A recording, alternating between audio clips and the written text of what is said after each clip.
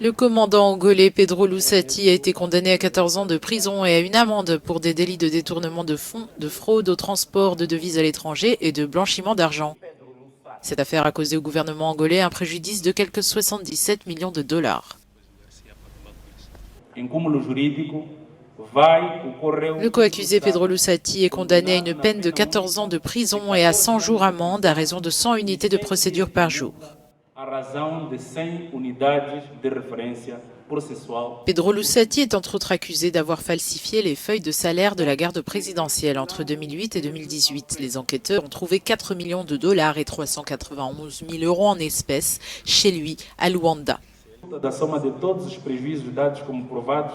La somme de tous les dommages considérés est prouvée à 1 286 267 885 dollars américains et 87 cents, et ce, en raison de l'absence de bénéfices qui auraient pu avoir été obtenus suite à l'opportunité que cette somme aurait apportée à l'économie du pays.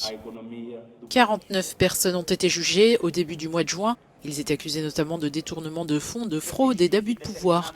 La défense a annoncé que les condamnés allaient faire appel.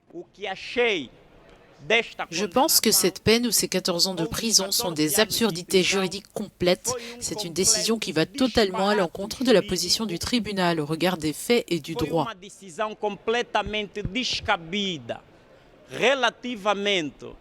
Ce procès est un pas en avant pour le président João Lourenço, au pouvoir depuis 2017 et qui a promis de lutter contre la corruption endémique qui a pris racine sous son prédécesseur José Eduardo dos Santos.